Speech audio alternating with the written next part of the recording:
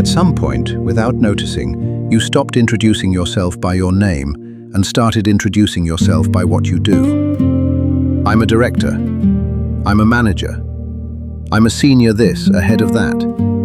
As if the title were the person. As if the position explained everything that needed to be explained about you. This is one of the quietest traps in modern life. And it is so normalized, so universally practiced, that almost no one notices they are inside it until something removes the title. And suddenly, they don't know who they are. Think about the people you've watched lose a job they loved. Not just a paycheck, a role, an identity. A place in the world that gave structure to Monday mornings and purpose to late nights. And watch what happens when that disappears. The disorientation is not just practical, it is existential. If I am not this, what am I? That question only has that much power if the answer was always just the title. We do this to ourselves slowly, over years. We begin to tie our self-worth to our productivity. We measure our value in deliverables. We define rest as laziness and busyness as virtue.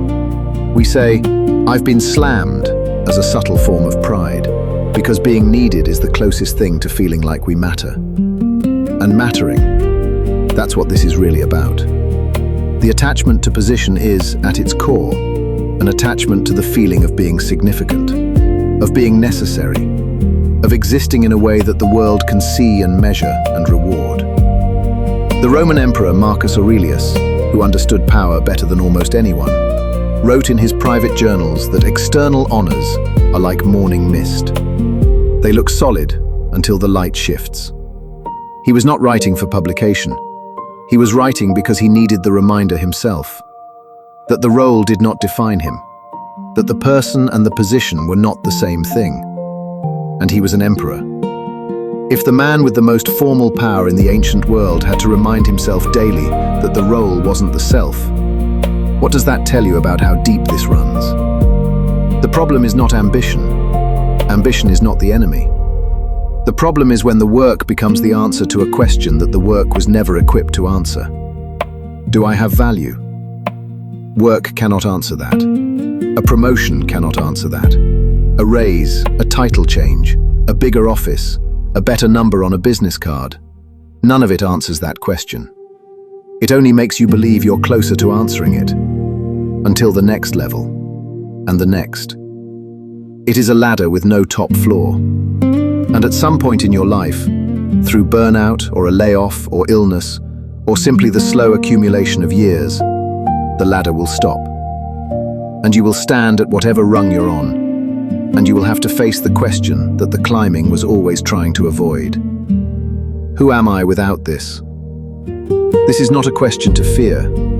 It is the most important question available to you. Because on the other side of it is something most people never reach.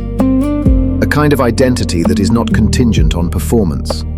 A worth that is not calculated in quarterly reviews. A self that exists whether or not the title exists.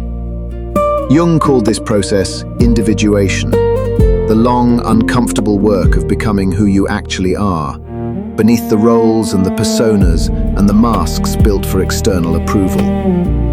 He was clear that this process is not comfortable. It requires giving up what you thought you were to discover what you are. That is the cost, and it is not small.